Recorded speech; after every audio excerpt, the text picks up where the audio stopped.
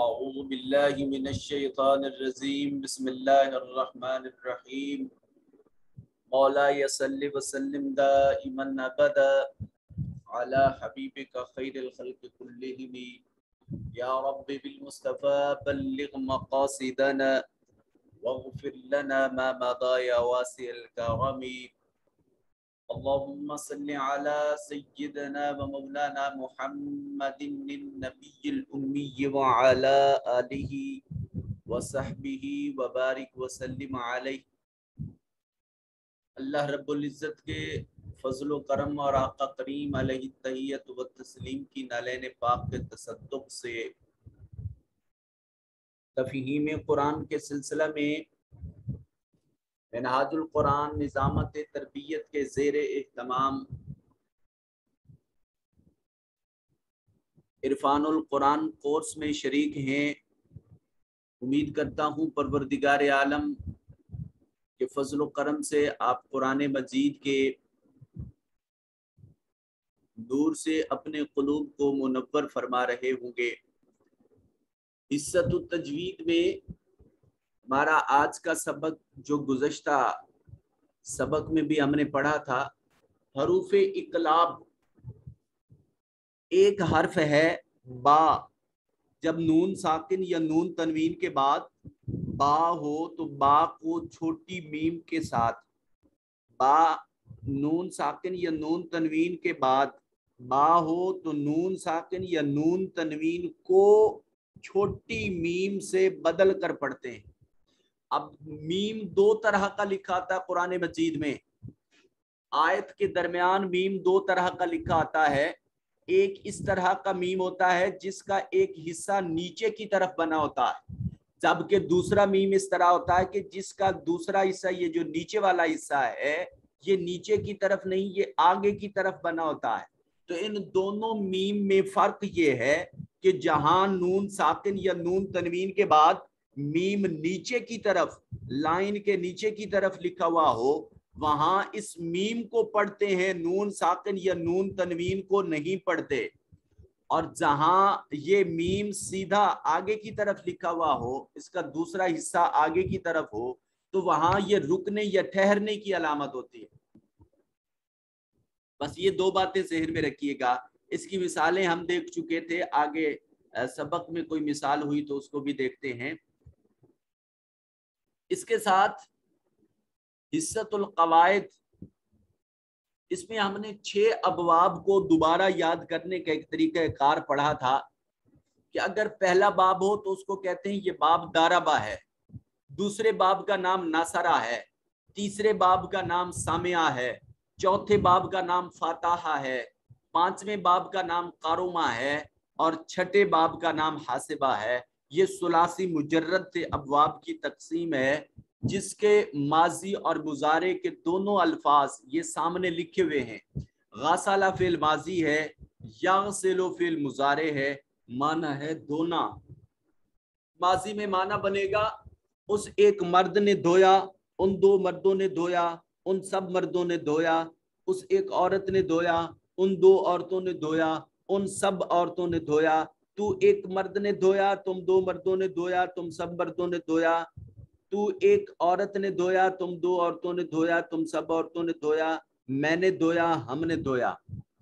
فعل مضارع میں معنی بنے گا وہ ایک مرد دھوتا ہے یا دھوئے گا، وہ دو مرد دھوتے ہیں یا دھوئیں گے، وہ سب مرد دھوتے ہیں یا دھوئیں گے۔ وہ ایک عورت دھوتی ہے یا دھوئے گی، وہ دو عورتیں دھوتی ہیں یا دھوئیں گی، وہ سب عورتیں دھوتی ہیں یا دھوئیں گی۔ تو ایک مرد دھوتا ہے یا دھوئے گا، تم دو مرد دھوتے ہو یا دھو گے، تم سب مرد دھوتے ہو یا دھوو گے۔ تو ایک عورت دھوتی ہے یا دھوئے گی، تم دو عورتیں دھوتی ہو یا دھوو گی، تم سب عورتیں دھوتی ہو یا دھوو گی۔ میں دھوتا ہوں یا دھوؤں گا، ہم دھوتے ہیں یا دھوئیں گے۔ اس طرح یہ 14 صیغے بنتے ہیں۔ غسلہ، یغسلو، الگ الگ یہ دونوں گردانے آپ پڑھ چکے۔ قاتبہ سے بھی اسی طرح، یکتبو سے بھی اسی طرح، لائقہ سے بھی اسی طرح، یلاقو سے بھی اسی طرح، قرأ سے بھی اسی طرح، یقرأ، شارفہ، یشرفو۔ یہ آپ اپنی مرضی سے جس ان 6 میں سے جس لائن کو بھی آپ سلیکٹ کرتے ہیں اس کے ماضی اور اس کے مضارع اس کی آپ پریکٹس کریں گے. اگر ممکن ہو سکے تو وہ آپ مجھے بھی چیک کروا دیں. روزہ رکھنے کی دعا ہم پڑھ چکے تھے اور یہاں حصۃ التجوید میں ہم نے یہاں تک پڑھا تھا الی صراط مستقیم، اور یہاں آج کا ہمارا جو سبق ہے وہ ام حسبتم سے لے کر یہاں رکوع کے اختتام تک ہے. آئیے ان آیات کی تلاوت کا شرف حاصل کرتے ہیں. بسم اللہ الرحمن الرحیم. ام حسبتم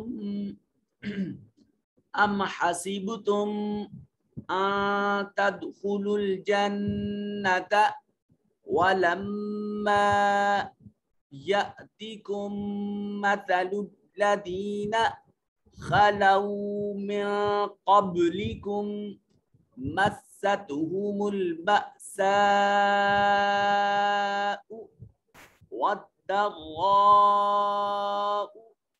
وزلزلوا حتى يقول الرسول والذين آمنوا معه متى نصر الله ألا إن نصر الله قریب.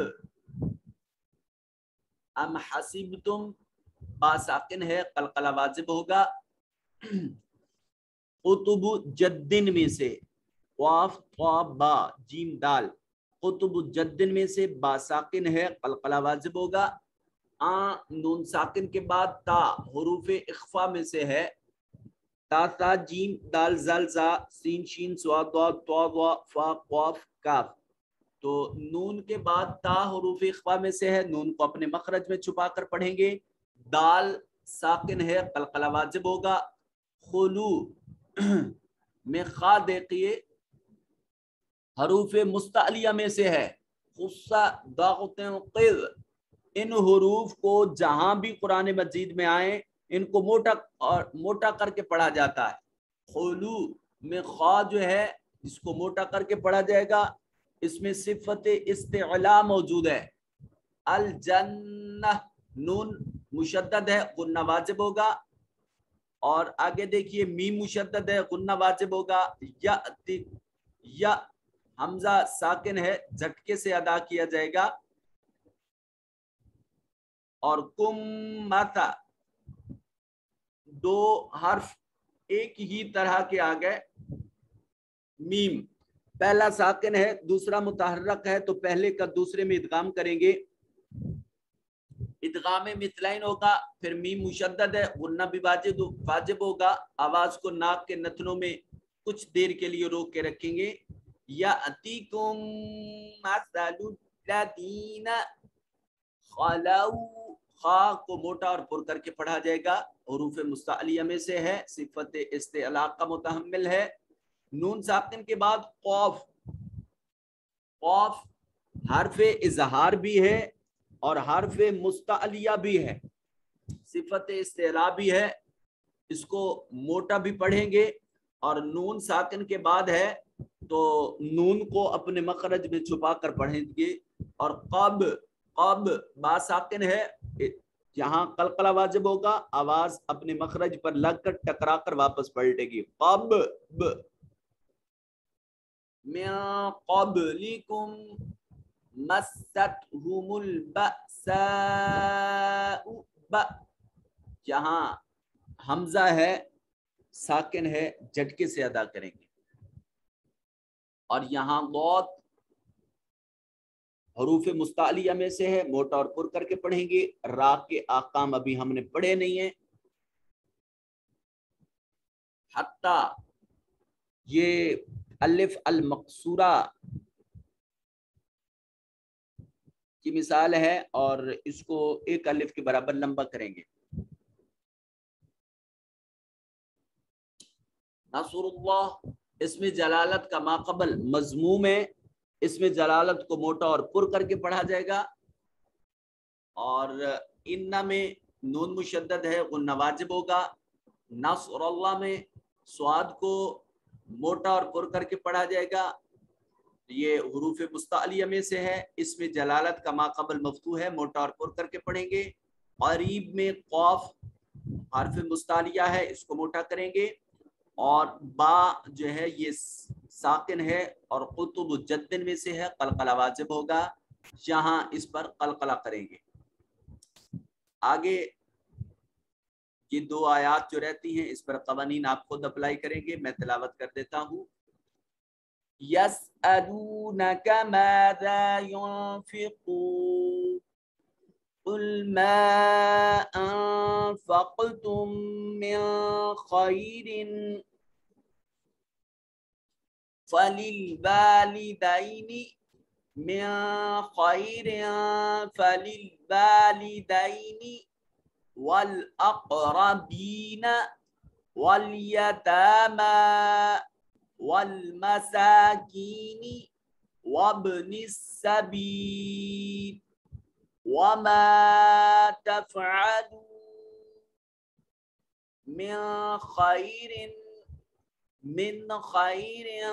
फ़इन्नल्लाह बिही अलीम। कुतिबा अलैकुमुल कितालु वहुवा कुरुहुल लकुम वअसा अन तकरहू शैअन वहुवा खैरुल लकुम वअसा अन तुहिब्बू शैअन वहुवा शर्रुल लकुम वल्लाहु यअलमु व अंतुम ला तअलमून। इस्सतुत तजवीद में तिलावत आज के रुकू की इख्तिताम पजीर हुई।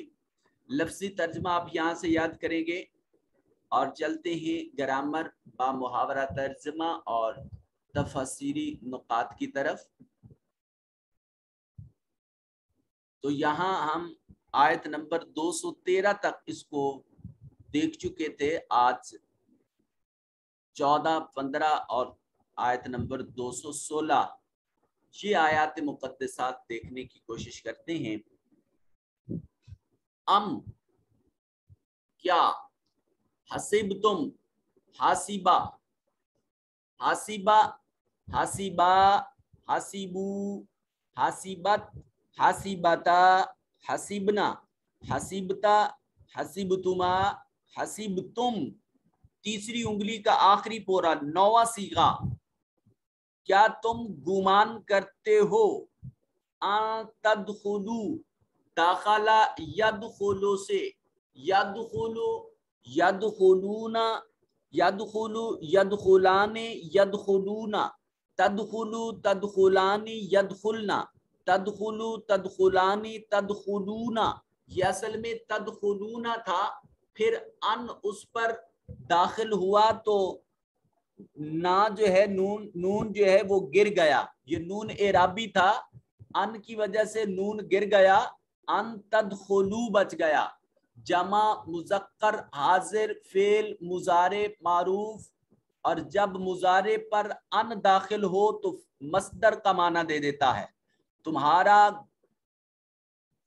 दाखिल होना, क्या तुम गुमान करते हो कि तुम्हारा दाखिल होना किसमें? अल जन्ना, ये मफऊल है, तुम्हारा दाखिल होना जन्नत में। मा और लम्मा, अभी तक। याते, अता याती का मतलब होता है आना लाना। कुम तुम पर, मसल मिसाल, अल्लदीना उन लोगों की जो, इस्म मौसूल जमा, अल्लजी अल्लजाने अल्लदीना,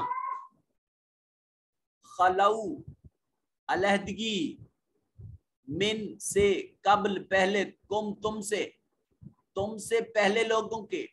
क्या तुम ये गुमान करते हो कि तुम यूं ही बिला आजमाइश जन्नत में दाखिल हो जाओगे, हालांकि तुम पर तो अभी उन लोगों जैसी हालत ही नहीं बीती جو تم سے پہلے گزر چکے ہیں، یعنی تم اس طرح مصائب و آلام میں سے نہیں گزرے ہو، تم اس طرح آزمائش میں سے نہیں گزرے ہو، تم اس طرح امتحانات کے سلسلہ میں سے نہیں گزرے ہو کہ تمہیں اس امتحان میں ڈال کر یہ لوگوں کو دکھایا جائے کہ کس قدر تم اللہ سے محبت کرتے ہو، کہ اس محبت الہی میں تم وہ تکلیف اپنے وجود پر برداشت کر رہے ہو، اور جب تک تم ایسی کسی حالت سے گزر نہیں جاتے تو تم کیا خیال کرتے ہو کہ بغیر امتحان کے، بغیر آزمائش کے، بغیر ابتلاء کے تمہیں بلند و بالا مقام عطا کر دیا جائے، تمہیں جنتوں کی بلندی عطا کر دی جائے۔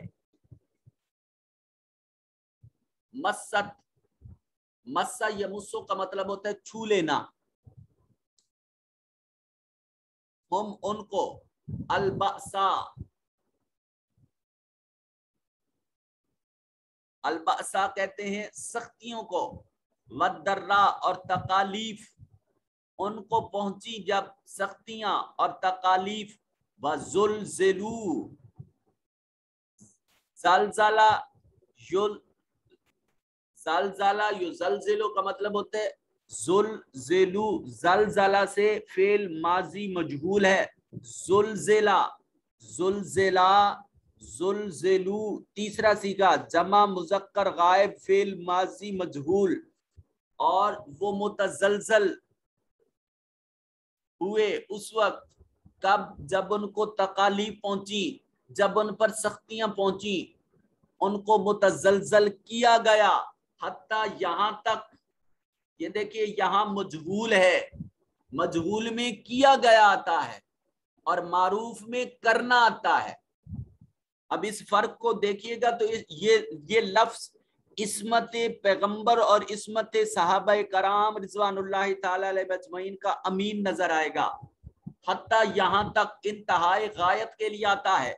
یقولو، قالا یقولو، یقولو فعل مضارع بعد مذکر غائب، حتیٰ یہاں تک یقولو فرما اٹھے، الرسول رسول بھی، والذین اور وہ لوگ جو، اسم موصول جمع مذکر، الذی اللذان الذین جو، ہم نے پڑھا تھا نا کہ جو جس جنہوں ان کا معنی کرتے ہیں اس موصول کا، آمنو فعل ماضی جمع مذکر غائب، آمنا آمنا آمنو تیسرا صیغہ جمع مذکر غائب فعل ماضی، وہ لوگ جو ایمان لائے، ما ساتھ ہو اس کے، کس کے، پیغمبر کے، کیا کہا انہوں نے، متا کب، حرف استفہام،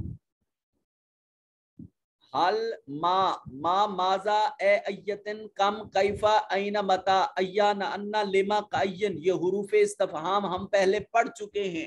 متا کب، نصر اللہ، اللہ کی مدد، اور جب انہیں طرح طرح کی سختیاں تکالیفیں پہنچی تو انہوں نے اس طرح ہلا ڈالا، کس نے، تکلیفوں نے، تکالیف نے ان کو ہلا ڈالا، ان کو متزلزل کیا کہ خود پیغمبر اور ان کے ایمان والے ساتھی پکار اٹھے کہ اللہ کی مدد کب آئے گی۔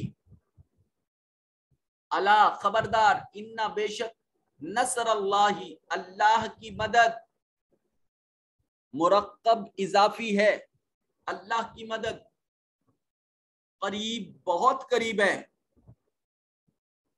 یہ آیت غزوہ احزاب کے موقع پر جب مسلمانوں کو بھوک اور تنگی اور تکالیف میں سے گزرنا پڑا تو اس وقت اصحاب کرام رضوان اللہ تعالی علیہ اجمعین نے بارگاہ رسالت مآب صلی اللہ علیہ وسلم میں جا کر عرض کیا کہ اے اللہ کے مقدس حبیب، ہم اللہ کے لیے سختیاں برداشت کر رہے ہیں، پروردگار عالم کے لیے تکالیف برداشت کر رہے ہیں، اسلام کی سربلندی کے لیے نہ بھوک کی پرواہ کی ہے، نہ کسی اور تکلیف کی پرواہ کی ہے، اور ابھی تک یہاں تک کہ اب ہم سے اس حالت میں رہنا مشکل ہو چکا ہے، اور ایسی صورتحال میں ہمیں کہیں اللہ کی مدد نہیں دکھائی دے رہی۔ اس کا یہ مطلب ہرگز نہیں ہے کہ صحابہ کرام رضوان اللہ تعالی علیہ اجمعین کے ایمان میں پختگی نہیں تھی، ایمان میں اسی طرح پختگی تھی، وہ اللہ پر یقین اسی طرح رکھتے تھے۔ تاجدار کائنات صلی اللہ علیہ وسلم کی بارگاہ میں ان کا ایسے الفاظ میں کہنا یہ بھی ایک دعا کی قسم ہے کہ وہ اللہ کے حضور، اللہ کے محبوب کے حضور اس لیے اس انداز میں حاضر ہوئے کہ اے پروردگار عالم کے حبیب، ہم بتقاضۂ بشریت جس قدر استقامت کا اظہار کر سکتے تھے وہ کر چکے، اب اللہ کے حضور عرض کیجئے کہ اس کی مدد ہی ہمارے شامل حال ہو تو ہم اسلام کی سربلندی کے لیے مزید جد و جہد کر سکتے۔ جب وہ اس انداز میں بارگاہ رسالت امام صلی اللہ علیہ وسلم میں حاضر ہوتے ہیں، آیت اترتی ہے اور بارگاہ رسالت امام صلی اللہ علیہ وسلم میں وہ تشریف لانے والے غزوہ احزاب کے مجاہدین کو اللہ کریم کی جانب سے یہ پیغام محبت موصول ہوتا ہے، اے اہل ایمان گھبرائیے نہیں، اللہ کی مدد قریب ہے، اللہ کی نصرت تمہارے ساتھ موجود ہے۔ اس کا مطلب یہ ہوا کہ دل نور ایمان سے منور ہو تو اللہ کی امداد دور نہیں کی جاتی، صرف آزمائش مقصود ہوتی ہے۔ جیسے امتحان اپنے نقطہ کمال پر پہنچتا ہے تو محبت الہی کا نزول آسمان سے ہونے لگتا ہے، پھر آسمان سے سکینت برسائی جاتی ہے، پھر سکون کی تہیں اس شخص اور اہل ایمان کے لوگوں کے لیے، ایمان بھرے لوگوں کے لیے پھر اللہ کی جانب سے سکونت کا نزول کر دیا جاتا ہے۔ سو اہل ایمان کو یہ مبارک ہو کہ انہی کے لیے اللہ کی مدد مختص کر دی گئی ہے، اور آزمائش، اللہ کی نصرت، جنت میں بلند و بالا مقام، یہ آزمائش کے بغیر ممکن نہیں ہے۔ دیکھیے مخلوقات میں بارگاہ خداوندی کے قرب میں انبیاء سے بڑھ کر اور کوئی شخص نہیں ہو سکتا، اور مجھے بتائیے جناب آدم علیہ الصلوۃ والتسلیم سے لے کر تاجدار کائنات ختم المرسلین، تاجدار ختم نبوت صلی اللہ علیہ وآلہ وسلم کی ذات اقدس تک ہر پیغمبر کو اپنے دور میں کتنی کڑی آزمائش میں سے گزرنا پڑا۔ تاجدار کائنات صلی اللہ علیہ وسلم ارشاد فرماتے ہیں تمام انبیاء کرام علیہ السلام آزمائشوں سے بھی گزرے، مگر سب سے بڑھ کر جو آزمائش کا سامنا کرنا پڑا وہ محمد الرسول اللہ صلی اللہ علیہ وسلم کی ذات اقدس ہے۔ کیا ہم نہیں دیکھتے کہ مکی دور میں تاجدار کائنات صلی اللہ علیہ وسلم کو شیب ابی طالب کی گھاٹی میں محصور رہنا پڑا، اور 1 2 3 4 دنوں کی بات نہیں ہے، وہاں سالوں میں محصور رہ کر وہ صراط مستقیم سے متزلزل نہیں ہوتے، وہ اللہ کے دین کی تبلیغ کو روکتے نہیں ہیں، یہاں تک کہ جان بچانے کے لیے درختوں کی کونپلیں کھا کر گزارا کیا جاتا ہے۔ اور ایسے مشکل حالات میں بھی معصومہ کائنات سیدہ فاطمہ الزہرا سلام اللہ تعالی علیہا استقامت کا پہاڑ بن کر تاجدار کائنات صلی اللہ علیہ وسلم کی ذات اقدس کے ساتھ وہاں قیام پذیر ہوتی ہے۔ کیا مکی دور میں تاجدار کائنات صلی اللہ علیہ وسلم کے دور کی زمانہ اقدس میں مکہ شریف میں ان کی گزرگاہوں میں لوگ کانٹے نہیں بچھایا کرتے تھے؟ صحن کعبہ میں اونٹ کی اوجھڑی آپ کی کمر اقدس پر لاد دی جاتی ہے، معصومہ کائنات جا کر وہ اوجھڑی اتارتی ہیں اور وہ گندگی صاف کرتی ہے۔ اللہ، کون سی ایسی تکلیف ہے جس کا سامنا نہیں کرنا پڑ رہا؟ اور یہ ایسی تکالیف ہیں جو شخص ان سے گزر رہا ہو تو صرف وہی اس کو محسوس کر سکتا ہے، مگر کس کام کے لیے؟ اللہ کی خوشنودی کے لیے، ذات حق کے جلووں کی لذت سے آشنائی کے لیے، اللہ کے حضور خوشنودی کے لیے، اس مالک کی رضا کے حصول کے لیے۔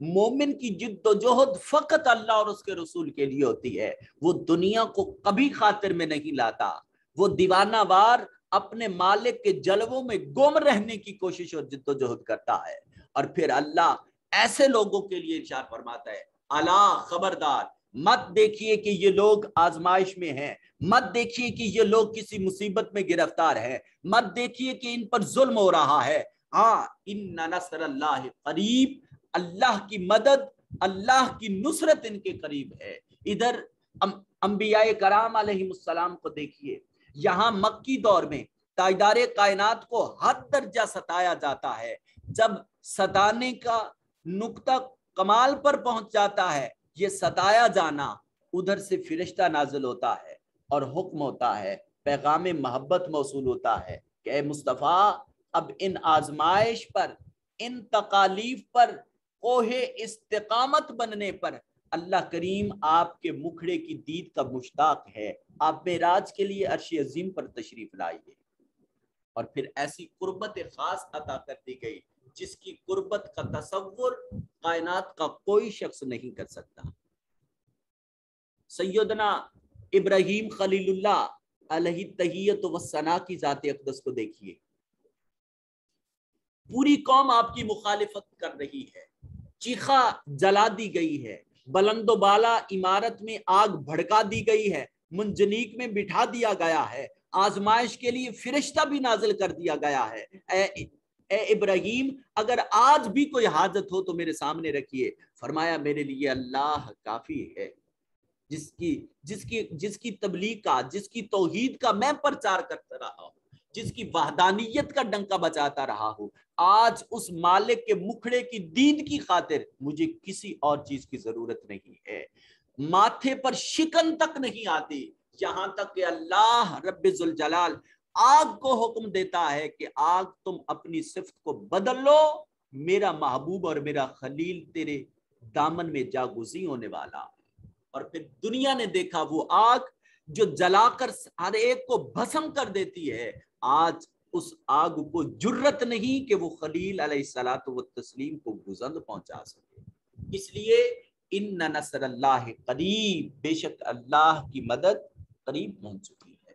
تو امتحانات جب نقطۂ کمال پر پہنچتے ہیں، آزمائشیں جب نقطۂ کمال پر پہنچتی ہیں، تو اللہ کی مدد اور نصرت شامل حال ہونے لگتی ہے۔ بس شرط یہ ہے کہ صبر کا پیمانہ لبریز نہ ہو جائے۔ سن 61 ہجری میں دیکھیے، نواس رسول سید الشہداء حضرت سیدنا امام حسین علیہ السلام اپنے معصوم بچے سیدنا علی اصغر پاک کو ایک خیمے سے دوسرے خیمے کی جانب لے کر چلتے ہیں، اور سامنے سے تیر آتا ہے جو معصوم حلق میں پیوست ہو جاتا ہے، اور عین اس لمحے جب ایک باپ کے ہاتھوں پر اس کا معصوم شہزادہ جو شبیہ رسول بھی ہو، نواسہ رسول بھی ہو، اور وہ 6 ماہ کی معصوم سی عمر رکھتا ہو، اس کے حلق میں وہ تیر پیوست ہو جائے، خون کا ایک بھی قطرہ وہ نیچے نہیں گرنے دیتے، ہوا میں اچھال دیتے ہیں، آسمان کی طرف دیکھتے ہیں مگر زبان سے کوئی شکوہ نہیں نکلتا، گویا وہ خاموشی اور خاموشی کی زبان میں آسمان سے مخاطب ہیں، اللہ کے حضور عرض کر رہے ہیں پروردگار عالم تیری محبت کے مقابلے میں اولاد کی محبت کبھی غالب نہیں آئے گی۔ یہ دین کا پودا جو خشک ہو چکا ہے، یہ آل محمد کی رگوں میں دوڑنے والا لہو کا ایک ایک قطرہ بھی اس پودے کی آبیاری کے لیے کافی رہے گا، اور پھر قیامت تک یہ دین اسلام تاجدار کائنات صلی اللہ علیہ وسلم کی آل اطہار کے لہو سے آبیاری حاصل کر کے اسلام ہمیشہ کے لیے دہلیز پیغمبر رسول کا مقروض ہو گیا۔ الا ان نصر اللہ قریب، پھر اللہ کی نصرت اس قدر قرب خاص اختیار کر چکی ہے کہ ظاہراً یزید جنگ جیتنے کے بعد بھی آج اس کا نام تک کوئی نہیں لیتا، اور حسین جس سجدے کی حفاظت کر چکے، آج اس بڑی کائنات میں ہر ایک مقام پر اللہ کے عشاق اس کے حضور سجدہ ریز ہوتے ہیں۔ اذانیں اسی طرح حسنین کریمین کے نانا پاک کی دی جاتی ہیں، نمازیں اسی طرح حسنین کی آل اطہار اور تاجدار کائنات صلی اللہ علیہ وسلم کی آل اطہار پر جب تک نماز میں درود نہ پڑھو تمہاری عبادت قبول نہیں ہوتی۔ سو یہ اللہ ان نصر اللہ قریب کی عملی شکل دکھائی دے رہی۔ وقت بڑی تیزی سے گزر رہا، 2 آیات رہ چکی، ان کی طرف بڑھتے ہیں۔ یسألونک کا وہ آپ سے سوال کرتے ہیں. سآلا یسألو، یسألو یسألان یسألونا فعل مضارع جمع مذکر غائب، وہ آپ سے پوچھتے ہیں. کا ضمیر، کا کما کم ضمیر واحد مذکر حاضر، اے مصطفیٰ کریم آپ سے سوال کرتے ہیں. ماذا ینفقون، کہ وہ کیا خرچ کریں. ینفقو ینفقان ینفقون، وہ کیا خرچ کریں. قل محبوب فرما دیجئے فعل امر جب واحد مذکر حاضر، ما جو انفقتم، انفقا انفقتا انفقتما انفقتم تیسری انگلی چھٹا نواں صیغہ تیسرا پورا، جو تم خرچ کرتے ہو. من سے خیر بہتر میں سے بھلائی میں سے، فا پس لل کے لیے، والدین والدین کے لیے، والاقربین اور قریبی رشتہ داروں کے لیے، والیتاما یتیموں پر، والمساکین اور مساکین پر، وابن السبیل اور مسافروں پر. جو مال بچ جائے اس کو اپنے والدین، اپنے قریبی رشتہ داروں، اپنے یتیموں، اپنے مساکین اور جو مسافر حضرات ہیں ان پر خرچ کر دیجیے. اللہ اکبر. ایک بات ذہن میں رکھیے، یہاں انفاق فی سبیل اللہ نافلہ کی بات ہو رہی ہے، زکوٰۃ نفل نہیں ہے، وہ انفاق واجبہ ہے. والدین کو زکوٰۃ نہیں ادا کی جاتی، اور اس کے علاوہ جو کچھ ہو وہ والدین کو عطا کیا جائے تو ایک ایک پائی کا بدلہ اللہ رب ذوالجلال عطا کرتا ہے. اور ہمارے اخراجات میں سے سب سے بہترین مصرف ہمارے والدین ہیں. ان کی ضروریات پر خرچ کیا جائے، ان کے ادب و احترام کا اہتمام کیا جائے، ان کے آرام و سکون کا اہتمام کیا جائے، ان کی عبادت و ریاضت اور مجاہدے کا اہتمام کیا جائے. یہ سبھی اولاد پر وجوب ہیں. اور پھر اس کے بعد کیٹیگری ہے اقربین، قریبی بلڈ ریلیشنز کے، والیتاما پھر یتیم ہیں، پھر مساکین ہیں، اور لاسٹ پر جو خرچ کرنے میں درجہ رکھتے ہیں وہ مسافر ہیں. وما تفعلوا، اور جو کوئی نیکی کرتا ہے تم میں سے، من خیر کسی نیکی سے، فإن اللہ پس بے شک اللہ تعالی، علیم اس چیز کو جاننے والا ہے، خبر رکھنے والا. کتبہ لکھ دیا گیا ہے، فرض کر دیا گیا ہے، علیکم تم پر، القتال جہاد لڑائی تم پر فرض کر دی گئی ہے. وہوا کرہ لکم، اگرچہ حالانکہ کرہن ناپسند کرتے ہیں، لقم تباً تمہیں ناپسند ہے لڑائی لڑنا. یہاں ایک بہت بڑی بات کرنے جا رہا ہوں، خاص کر وہ لوگ جو ریسرچ کی شوقین حضرات ہیں. یہاں کرہ لکم میں ایک بہت بڑی عظیم سچائی موجود ہے اور حقیقت موجود ہے. مستشرقین کا جو اسلام کو تنقیدی انداز میں اسلام کو سٹڈی کرتے ہیں، ان کی جانب سے اسلام پر ایک بہت بڑا اعتراض ہے، اور وہ یہ کہ وہ کہتے ہیں کہ مسلمان طبعی طور پر لڑائی کے شوقین ہیں، اور یہ ہر وقت کندھوں پر تلواریں رکھ کر یہ لڑائی لڑنے کے لیے اپنی جانوں کی پرواہ نہیں کرتے، اور ایسے زبان سے دعوے کرتے رہتے ہیں کہ اسلام امن پسند ہے. تو سوچئے ان کے سوال کو اور نظر کیجئے اوائل اسلام پر. دیکھیے لڑائی کا شوقین وہ شخص ہوتا ہے جس کے پاس مالی اسباب موجود ہوں. وہ شخص لڑائی لڑ سکتا ہے جس کے پاس طاقت ہو، افرادی قوت ہو. وہ شخص لڑائی لڑ سکتا ہے جس کے پاس لڑنے کی صلاحیت ہو، اسلحہ ہو، وہ اسلحہ سے لیس ہو. اور ابتدائے اسلام میں دیکھیے تو تاجدار کائنات صلی اللہ علیہ وآلہ وسلم کے ساتھ کون لوگ کھڑے ہیں جن کو 2 وقت کا کھانا میسر نہیں آتا، جو تلوار ٹوٹ جاتی ہے تو کھجور کی ٹہنی کو لڑائی کے لیے استعمال کرتے ہیں. جہاں اقبال کا کہتا ہے کہ ان کو جب تلوار نہیں ملتی تو پھر بے تیغ بھی لڑتا ہے سپاہی. پھر ان کی قوت ایمانی ہے کہ وہ اسلحہ پر غور اور اسلحہ پر وہ ڈیپینڈ نہیں کرتے، اس پر انحصار نہیں کرتے. भाई जिस शख्स के पास असलिया नहीं है, जिसके पास अफरादी कुव्वत नहीं है, जिसके पास माली वसाइल मौजूद नहीं है, क्या वो किसी से लड़ाई की टक्कर ले सकता है? हरगिज नहीं है। तो ये तबान लड़ाई को पसंद ही नहीं करते थे। इस्लाम और अहले इस्लाम, फर्जंदान इस्लाम अमन के दाई थे, अमन के दाई थे, अमन के दाई हैं और कयामत तक पुरअमन रहेंगे। ये तबान लड़ाई लड़ते ही नहीं है, ये अल्लाह का हुक्म मानकर अपनी जाने अल्लाह के हुजूर सपुर्द कर देते हैं। आप कहेंगे कि ये सिर्फ मोहब्बत की बात है, तो बेटे मोहब्बत की बात नहीं, कुरान की नस है। अल्लाह रब्बुल जलाल फरमा रहे हैं फहुवा कुरहुल लकुम। कुरहुन का मतलब होता है नापसंद किसी चीज को, जब हमारी तबीयत नापसंद करती है तो वहां कुरहुन का लफ्ज इस्तेमाल करते हैं। फरमाया जिहाद, लड़ाई, काफिरों से लड़ना, ये तुम पर फर्ज कर दिया गया है। ये फर्ज तो है, मगर तुम्हारे वजूद की बुनियाद इस तरह है कि तुम्हारी तबीयतें इस चीज को नापसंद करती हैं। मगर याद रखिए कि वह आसा और करीब है, तो इसका मतलब यह है कि मुसलमान फितरतन भी अमन पसंद है, ये कभी लड़ाई को पसंद नहीं करता। सो जिसमें अमन पसंदी नहीं, उसमें ईमानो इस्लाम नहीं है। सो दहशत गर्द का ताल्लुक इस्लाम से दूर दूर तक का नहीं है, क्योंकि दहशत गर्दी इस्लाम में जायज नहीं है और मुसलमान लड़ाई में पहल नहीं कर रहा। ये भी दिफाई जिहाद की बात हो रही है।